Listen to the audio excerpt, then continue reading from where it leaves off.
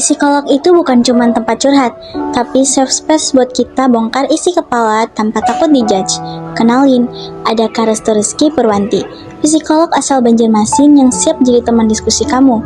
Beliau fokus bantu kita buat lebih aware sama kesehatan mental dan nemuin cara paling oke buat healing yang beneran bermanfaat.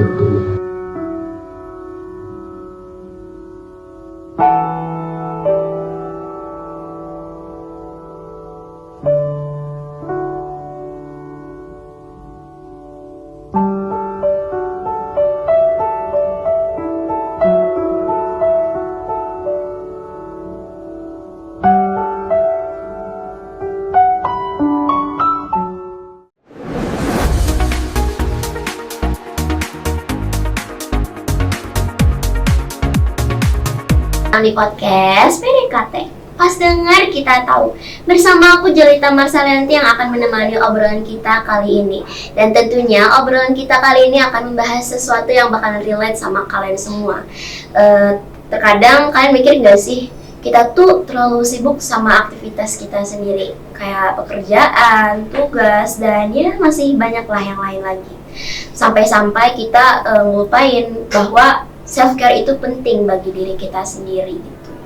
Dan ya, kita akan ngebahas tentang self-care itu. Dan tentunya di obrolan kali ini aku gak bakalan sendirian. Aku bakalan ditemanin sama seorang yang ahlinya langsung, seorang psikolog ya guys ya. Langsung saja kita sambut Kak Restu.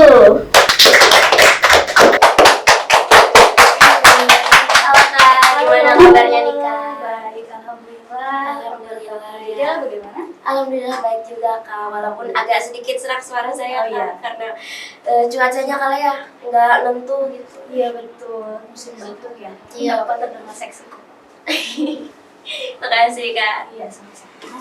Ya, beliau ini adalah seorang psikolog ya guys, dan kita bakalan ngomong langsung nih sama ahlinya gitu. Jadi menurut Kakak nih, kenapa sih self care itu penting banget buat diri sendiri?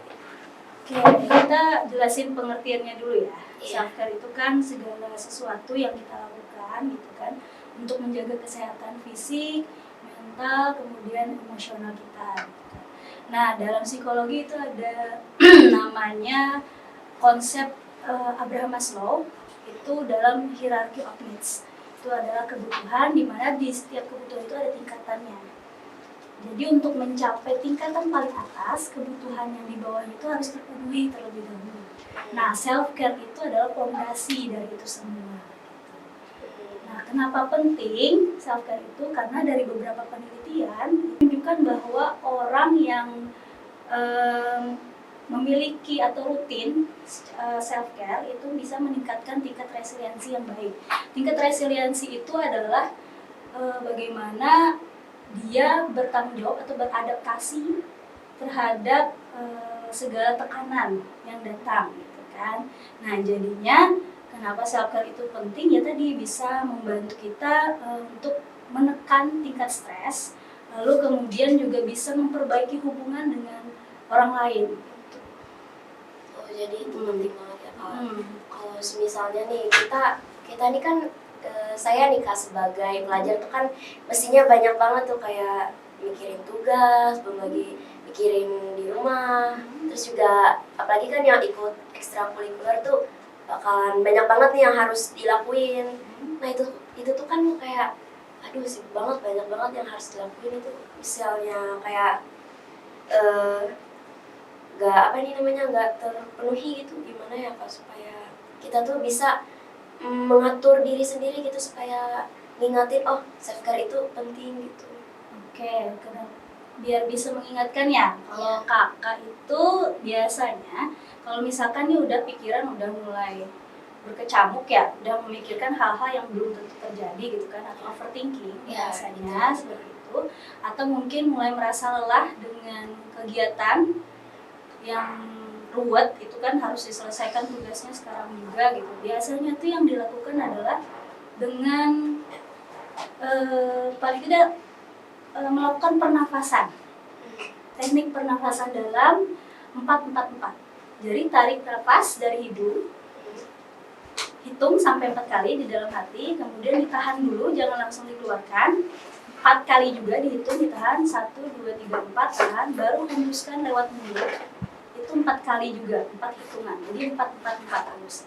Itu terus juga bisa dengan melakukan jalan kaki 5-10 menit. Itu bisa, kemudian bisa juga jauh dari handphone. Kita jauhkan dari layar, misalnya dari layar handphone, dari layar laptop, tab gitu kan. Kemudian bisa juga dengan hanya duduk diam saja kita merenung sambil mungkin menikmati minum gitu kan, mungkin secangkir kopi atau segelas kopi gitu, atau segelas teh, atau mungkin secara air mineral saja cukup.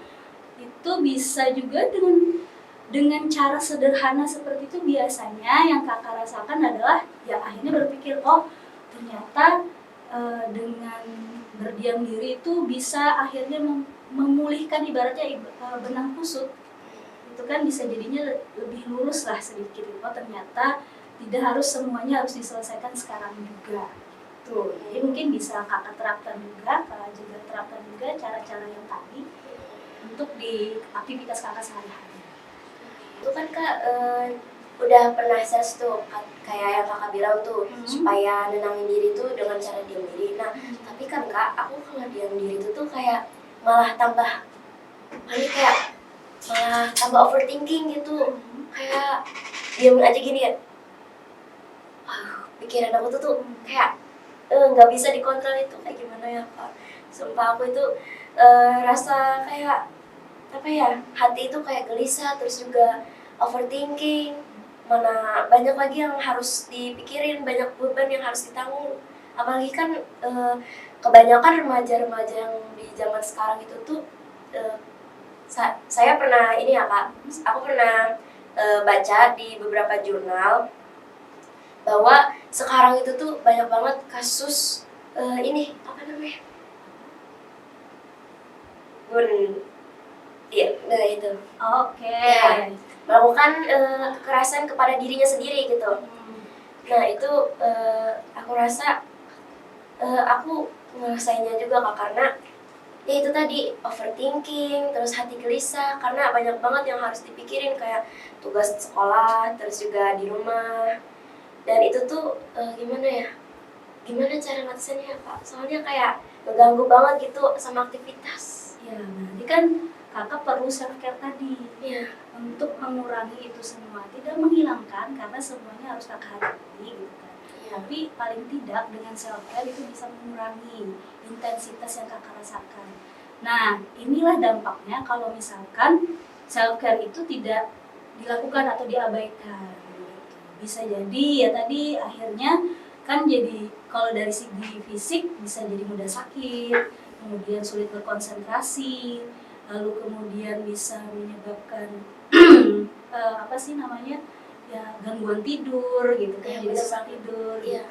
Lalu kalau dari segi mentalnya misalnya jadinya jadi burn out, jadi merasa kosong, tidak bersemangat, kurang motivasi. Nah kalau misalkan ini dibiarkan terus menerus gitu kan, nanti dampaknya ya akan berbahaya di aktivitas sehari-harinya. Tadi kan jadi cepat marah, cenderung jadi cepat marah gitu kan. Kalau misalkan ini jadi sulit berkonsentrasi. Ya, sama aku juga sering lupa gitu. Nah betul, jadi sering lupa, sulit berkonsentrasi tadi. Lalu kemudian hubungan dengan rekan teman-temannya gitu juga jadi terganggu gitu. Nah kalau misalkan sudah berbahaya itu ya tadi bisa sampai muncul pikiran-pikiran ya kurangnya motivasi untuk hidup tadi, seperti itu. Nah jadinya biar makanya ini self care perlu nih, kita perlu tahu kondisi tubuh kita sampai mana gitu kan. Kalau misalkan sudah mulai ada tanda-tanda mulai sedikit lelah, sudah mulai capek, itu kita harus tahu gitu. Oh berarti sudah mulai agak-agak nih badanku nih, sudah mulai pikiranku nih sudah mulai terganggu. Apa ya yang harus bisa memberikan atau memotivasi diriku biar kembali sehat. Ya, gimana itu Kak? Kalau itu tuh udah terjadi di diri sendiri gitu. Ya berarti cari apa yang kakak suka. Kak Jaja suka misalnya apa? Kalau misalnya udah nggak ada rasa minat lagi gitu. Rasa minat, tumbuhkan, munculkan. Kalau tidak ada rasa minat itu yang berbahaya. Gimana? Harus segera pergi ke profesional gitu kan, buat bisa menggali nih kenapa. Itu biasanya kalau misalkan pergi ke profesional akan diarahkan, kakak apa dulunya, suka apa gitu, diarahkan gitu sampai ke akar-akar apa yang menyebabkan kakak jadi misalnya burnout gitu. Apakah karena terlalu banyak tugas atau terlalu banyak beban yang kakak tanggung gitu kan. Jadi itu bisa diarahkan gitu sama profesional. Ya gitu ya guys, karena kebanyakan remaja-remaja di zaman sekarang itu tuh udah nggak terlalu mentingin sama diri dia sendiri. Ya gitu tuh, kayak aku tadi. Ya daripada kita ini, mending kita ini dulu deh Kak. Apa itu? Minum dulu nggak sih supaya nggak terlalu tegang gitu cerita-ceritanya. Ya. Apa nih? Kopi buat nggak ngantuk nih, aku lumayan ngantuk loh Kak karena seharian gak minum kopi. Oh, jadi biasanya minum kopi ya? Ya kadang-kadang. Oke. Nih guys, buat kalian yang nih yang nyari kopi yang enak, kalian bisa cari aja di Metro Cafe. Karena di situ tuh harga kopinya tuh murah, terjangkau juga buat kalian yang pecinta kopi. Kalian wajib banget sih nyobain ini. Karena nih cocok banget buat kalian semua. Cobain dulu ya. Bismillahirrahmanirrahim. Ya. Kopinya tuh kerasa banget gitu lah. Aku tuh suka banget sama Metro Cafe ini karena aku itu juga kadang-kadang ke Metro Cafe loh guys dan sering ngopi di sana karena ini tuh beneran enak banget dan kalian tuh wajib banget nyobain ini. Ya kan Kak? Enak Iya, kan, Kak? enak. Ya.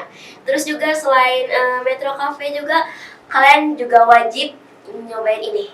Ini itu Rumah Kue by Iza. Jadi buat kalian yang bingung nyari snack box buat cateringan atau ada acara atau event gitu, kalian bisa banget pesen snack box dari Rumah Kue by Iza karena di sini tuh kuenya itu enak-enak, terus juga harganya itu intinya harganya itu temenan sama dompet kalian, ya. Pokoknya ini paling best deh. Nih Kak, mau nyobain nggak Kak kuenya? Enak. Aku penasaran sama risolnya sih. Boleh ya. Ya silakan ya. Nih guys, enak banget tahu. Aku udah sering nyobain snack boxnya dari Rumah Kue by Iza ini dan itu tuh gak ngecewain banget tahu rasanya. Nih, icip ya Kak. Bismillahirrahmanirrahim. Isiannya itu full, nih. Full terus juga kerasa banget, enak.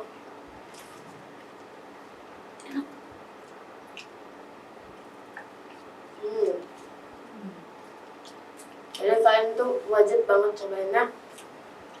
Ya apalagi makan dari kuenya Rumah Kue by Iza ditambah sama kopi dari Metro Coffee ini. Kopi Metro.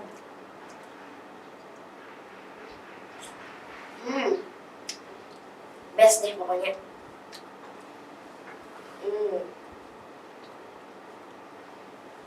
Jadi ini tuh wajib kalian cobain sih buat kalian yang mau pesen snack box. Bisa langsung aja ya cek di Rumah Kue by Iza ya guys ya.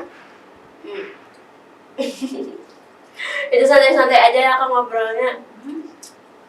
Nggak ada tisu ya. Ya udah nanti aja nih. Maaf ya Kak nggak ada tisu gitu. Ya kita langsung lanjut aja kali ya Kak. Maaf ya Kak nggak ada tisu kita di sini. Nggak apa-apa.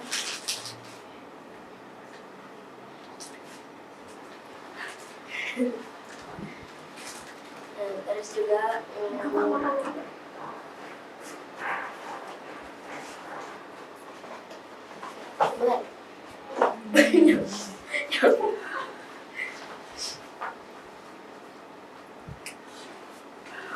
Jadi gimana ya Kak? Ini kan para remaja tuh kan contohnya kayak aku ya Kak. Itu kan takut banget tuh kalau misalnya ke datangin ke orang yang profesional kayak kata kakak itu tadi. Nah itu gimana ya Kak supaya caranya gitu datangin ke orang profesional kayak kakak? Caranya? Iya.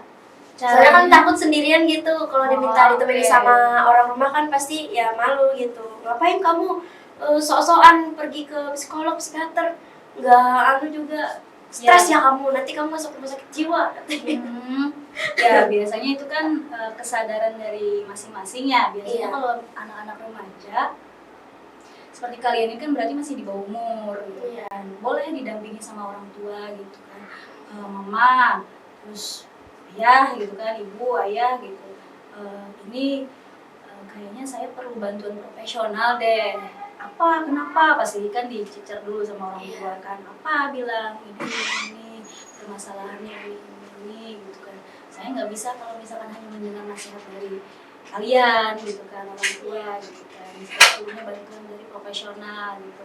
Udah nanti apa gimana tanggapan orang tua, misalkan oh ya udah bantu gitu kan, ya ntar mau kemana gitu kan. Kakaknya juga udah cari-cari tuh searching profesional yang cocok mungkin kemananya gitu kan, udah tahu udah dianterin, baru daftar, nanti dijadwalkan ketemu sama psikolog siapa, apa di asesmen dulu gitu kan, dicek dulu seberapa berat nih gejala kakak gitu kan, baru nanti dibawa dicek ke psikolog. Terus juga katanya emang bener ya Pak, kalau kita tuh terlalu terlalu menekan perasaan itu bakalan bikin kita jadi lupa ya Kak, emang bener? Bisa jadi kita kan merefresh itu. Iya.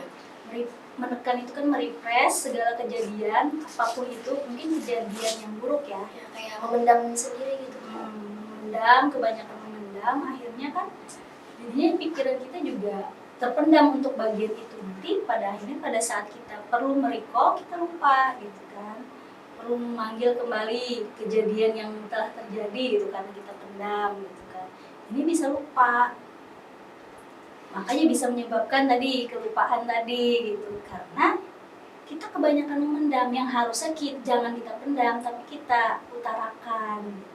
Tapi Kak, ini kan ya seperti kata kakak itu tadi kan, kita kalau itu tuh ada masalah itu nggak boleh dipendam gitu kan. Kalau misalnya orang seperti aku nih Kak, kan suka memendam tuh, karena aku mikirnya tuh gini Kak, kalau aku cerita ke orang lain, nah gimana kalau orang lain itu juga punya masalah berat kayak aku, kan akunya jadi nggak enak gitu Kak, jadi bikin beban orang itu nambah gitu dengan aku cerita ke orang itu. Ya berarti ceritanya ke yang bisa dipercaya, tapi kan masing-masing begini loh, orang tuh masing-masing memang punya apa sih, memang suka untuk mendengarkan gitu walaupun dia punya beban sendiri gitu kan. Ya berarti kan kalian tinggal saling aja gitu, saling curhat lah gitu intinya. Kalau misalnya kakaknya cerita sama temennya gitu kan, ya udah temennya mendengarkan, nanti temennya juga cerita beban yang dia punya gitu ke kakak gitu. Jadi kan bisa saling membantu gitu, saling mendengarkan, karena sebetulnya kita itu kan, apalagi kalian tuh sebenarnya hanya perlu untuk didengar, Iya, benar banget. hanya perlu untuk didengarkan gitu kan. Jadi tanpa dihakimi, maksudnya tanpa langsung dijudge gitu, oh kamu itu karena ini gitu kan. Ya, perlu didengarkan saja gitu, saya punya masalah ini di sini, oh yaudah, oh nggak apa-apa gitu kan, itu wajar kalau gitu, kalau misalkan kamu sedih dengan hal itu ya wajar gitu kan. Itu kan sebenarnya yang kita harapkan gitu kan. Apalagi seperti kalian yang sekarang sudah kelas berapa? Udah kelas 11, kelas 2 SMK. Kelas 2 SMK kan, kelas 11 gitu kan, sebentar lagi naik ke kelas 12 tuh. Iya. Tambahnya itu Benar banget. menghadapi ujian-ujian gitu kan. Jadi sebenarnya saling aja sih kalau misalkan sesama rekan. Nah, kecuali kakaknya ada teman atau mungkin memang yang lebih dewasa, guru misalnya, atau guru BK yang bisa kakak percaya gitu, atau mungkin orang tua boleh, kakak sendiri, kakak kandung gitu kan, bisa untuk diajak diskusi. Soalnya kalau misalkan sama-sama saja bisa aja kalian permasalahannya ya sama gitu kan, jadinya kayak saling apa sih namanya, Saling sharing. saling sharing juga, jadinya kayak kasihan dia udah banyak beban, jadi ini kan jadi terbatas, jadi menjaga gitu kan. Padahal nggak apa-apa kalau misalkan mau cerita, asalkan dianya sukarela mendengarkan ya. Jangan juga kita jadinya memaksakan harus mendengarkan cerita kita tapi kita tidak mendengarkan cerita dia gitu. Gitu. Hmm. Terus juga tapi kan Kak, aku tuh sering tuh dengar cerita-cerita orang. Nah, terus juga aku juga sering sharing-sharing juga ke orang-orang yang apa namanya, aku dengerin cerita mereka itu. Nah, terus aku pernah ketemu satu orang dan dia itu katanya, kamu kalau ada apa-apa cerita aja sama aku siap aja kok dengerin. Nah, udah nih cerita, tapi dianya malah nggak mau cerita juga. Jadi aku kan rasanya tuh kayak nggak dipercaya gitu Kak. Ya nggak apa-apa. Kan masing-masing orang ada punya tingkat kepercayaannya masing-masing. Jadi Iya. kalau misalkan dia memang merasa nyaman, dia cerita. Tapi belum tentu juga dia misalnya nih, oh dia tidak cerita sama aku, berarti dia belum percaya sama aku. Ya belum tentu juga. Bisa jadi ya tadi dia tipe yang ngekip sendiri, gitu kan, nggak mau cerita, gitu kan. Memang mau menyelesaikan semuanya sendiri, gitu berarti dia tipenya. Nah kakak mungkin tipenya ya bercerita tadi dengan orang yang kakak percaya. Tuh, nggak apa-apa. Jadi jangan bersedih hati kalau misalkan kenapa ya dia tidak cerita balik ke aku, ya apa karena dia kurang percaya ya dengan aku. Jangan gitu. Maksudnya perasaan itu bisa valid, mungkin sedih kan ya kakak kan ya, misalnya oh temennya nggak cerita ya ke aku ya gitu, ada perasaan sedih gitu kan ya, tapi dilihat lagi berarti dia memang tidak mau bercerita aja, karena kan kita tidak bisa memaksakan juga kan. Oh kamu harus cerita, nggak bisa kan, itu kan semuanya keinginan masing-masing, individu masing-masing gitu. Sama halnya dengan misalnya kalau mereka datang ke tempat profesional gitu kan, itu pasti harus dari kemauan dirinya masing-masing, karena kan nih tahu nih, oh diriku ada masalah nih, makanya jadinya dia inisiatif pergi datang ke dokter, misalnya datang ke psikolog, misalnya datang ke psikiater, ada masalah nih di diriku apa ya, tapi aku bingung apa ya gitu kan. Paling tidak dia sudah bisa memahami dan sudah ada kemauan dari dirinya sendiri gitu. Nggak bisa kita memaksakan, kayaknya dia punya masalah, kamu harus pergi ke tempat profesional gitu. Tapi dia nggak mau, ya nggak akan bisa. Ibaratnya dipaksa dia datang. Dia karena dia bukan keinginan dia, misalnya anggaplah keinginan orang tuanya, dia nggak akan cerita full gitu, kecuali memang di tempat profesional itu raport itu ini apa sih namanya, pengenalannya udah mulai dekat gitu kan, udah bisa, misalnya profesionalnya bisa mendekatkan diri dengan dia, ya bisa akan terbuka gitu, tapi tetap akan kembali lagi ke individu itu sendiri gitu. Nggak bisa dipaksakan kalau gitu.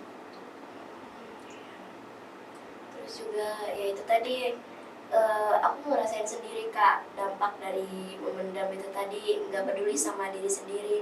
Aku juga orang itu tipe ini Kak, tipe orang yang nggak enakan sama orang lain.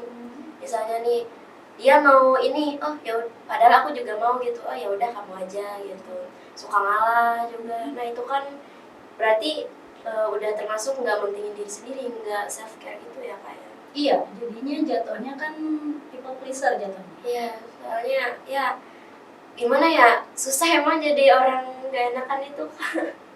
Nggak apa-apa jadi orang Terus nggak juga enakan, tapi kan tetap kembali lagi terpenuhi nggak sudah ini dirinya kakak gitu. Jangan sampai, kan ada prinsipnya, kakak pernah naik pesawat. Pesawat itu kan pasti ada pramugari sama pramugaranya yang menginstruksikan kalau misalkan kondisi pesawat tidak baik-baik saja, maka masker oksigen akan keluar otomatis. Nah, instruksi dari mereka adalah pakai dulu ke diri masing-masing baru membantu orang lain. Ya, paham Ya, sampai paham. situ? Paham, Oke, paham. nah berarti itu intinya adalah kalau misalkan kita jatuh, maka kita tidak akan bisa menolong orang lain. Makanya kitanya harus sehat dulu, harus kuat dulu biar bisa bantu orang lain gitu. Tuh, karena belum tentu orang akan membantu kita. Ya betul banget.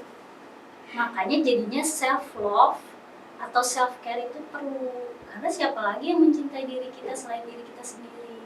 Ya, makanya akankah lebih baik kalau misalkan self care terlebih dahulu baru membantu orang lain. Kalau udah penuh nih, ibaratnya nih air nih, kemudian kita isi penuh dengan air, sudah self care-nya udah penuh, baru kita bisa menuangkan ke gelas yang lain ya.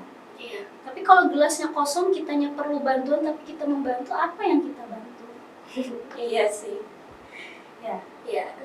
Nah, di situ jadinya prinsipnya. Kenapa self care itu penting? Ya, itu kebutuhan kita. Jangan sampai kita karena kita tidak enakan gitu kan, pengen bantu orang terus, nggak nyamanan gitu kan, pengen bantu orang terus, kitanya jadi terseok-seok. Jangan sampai seperti itu. Kita tetap harus mementingkan. Maksudnya, ya paling nggak kalau nggak ada orang lain, ya diri kita sendiri lah yang care sama diri kita. Iya, betul. Bukan egois ya jatuhnya, karena kan setelah kita sehat ya kita akan bisa membantu orang lain. Iya. Karena orang lain belum tentu membantu kita. Ya, betul banget ya guys. Buat kalian yang kalian tuh harus cintai diri kalian sendiri dulu, baru kalian bisa ngebantu orang lain. Ya, pentingin diri sendiri dulu lah. Gitu, penting banget ya Kak ya. Terus juga nih, terakhir nih Kak, ada nggak tips dari Kakak buat penonton-penonton sekalian supaya lebih peduli lagi sama diri sendiri gitu? Tips ya buat penonton apa nih, PDKT berarti ya. Tipsnya itu mungkin sederhana aja. Hentikan semua aktivitasnya semuanya. Iya. Hentikan. Kemudian coba tanya pada diri sendiri, apakah aku baik-baik saja hari ini? Pertanyaannya sangat sederhana, tapi kebanyakan orang susah untuk menjawabnya dengan jujur. Iya, betul. Apakah aku baik-baik saja hari ini? Nah, ini merupakan salah satu cara kita mendeteksi nih, apakah benar kita baik-baik saja hari ini? Apakah kita perlu istirahat? Apakah kita perlu koneksi dengan orang-orang? Apakah kita perlu hanya berdiam diri saja? Itu kadang orang-orang melupakan itu. Karena self care tadi itu merupakan kebutuhan, bukan reward ya. Kan ada kebanyakan orang salah paham, oh ini harus selesai dulu biar bisa me time. Tidak begitu. Self care bukan reward, tapi kebutuhan kita. Agar segala aktivitas atau tugas yang kita lakukan bisa berjalan dengan lancar, bisa selesai dengan optimal. Bukan dari hadiah setelah kita menyelesaikan baru self care, enggak. Reward self care. Ya, terima kasih ya Kak buat tipsnya nih buat penonton juga. Semoga penonton PDKT di luar sana bakalan memahami diri sendirinya lagi, peduli dengan diri sendiri, jangan terlalu pedulikan ya. Maksudnya kayak ya pedulikan diri sendiri dulu baru orang lain, dahulukan diri sendiri. Gitu. Ya seperti kata kakaknya tadi, kalau airnya kosong mau dituang ke orang lain ya apa yang dituang? Gitu. Ya, makasih banyak ya Kak udah sharing-sharing ke kita sama teman-teman juga yang ada di sana. Semoga apa yang kita obrolkan hari ini dapat bermanfaat buat teman-teman sekalian yang lagi dengerin. Teman-teman juga harus ingat ya, self care itu bukan soal tentang mewah atau tidak, tapi soal gimana kita memberi waktu dan perhatian kepada diri sendiri. Baiklah semuanya, kayaknya obrolan kita cukup di sini saja. Aku Jelita Marsalanti dan Kak Restu juga udah selesai obrolan kita hari ini ya Kak. Makasih buat teman-teman sekalian yang udah nonton. Semoga lebih peduli lagi ya sama diri sendiri. Sampai jumpa di episode berikutnya. Dadah.